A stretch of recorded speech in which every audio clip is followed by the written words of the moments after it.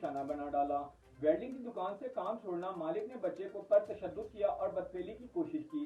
ये वाकया विक्की रोड नई आबादी अराइया वाली में पेश आया। अली रजा को काम छोड़ना महंगा पड़ गया। दुकान मालिक ने अली रजा को दुकान पर बुलाकर संगीन नताइज की धमकियां देते हुए तशद्दुद का निशाना बनाया। 13 साल अली रजा मिन्नत समाजत करता रहा, अपनी जान की भीख मांगता रहा, मगर दुकान मालिक ने 4-5 अफराद के हमरा बच्चे से बदफेली की कोशिश की। मजीद इस हवाले से जानते हैं हमारे नुमाइंदे ताहिर खान से। जी ताहिर, आगाज कीजिएगा। मैं वैल्डिंग का काम करना सा, अपने उस्ताद को काम छड्डिया है तो उन्होंने कहा मेरे को काम ते आया, मैं कहा नहीं आना। उन्होंने कहा तुसीं मैनूं जवाब क्यों दिता, मैनूं लै गए।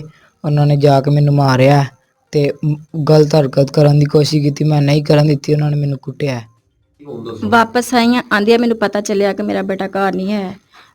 कित्थे गया है, बंदे दो आए और लै गए ने, जबरदस्ती चुक के लै गए ने। पता चलिया कि जिन्हां को काम ते नहीं सी जाना है, उत्थे गया। उन्होंने इन्हां ते बुरा काम करने की कोशिश की। बच्चे ने मना किया, उन्होंने बहुत शदत किया, बहुत ज़्यादा ने मारिया। इन्नी क ज्यादती की कि सानूं किसे कोलों पता चलिया है, फोन किया, सानूं सद्दिया कि अपना बच्चा लै जाओ आके। असीं गए हैं, उत्थे बच्चे की बहुत बुरी हालत है। मैं उस टाइम उन्होंने चुक्या चुक के हॉस्पिटल लै गई हाँ। लेकिन लिहाजा मैनूं जिहड़ा ना इंसाफ चाहिए मेरे बच्चे वास्ते। बहुत परेशान हाँ। इन्नियां क चोटां आईयां ने कि इहदी जिम्मेदार कौन है। वजीर आला पंजाब,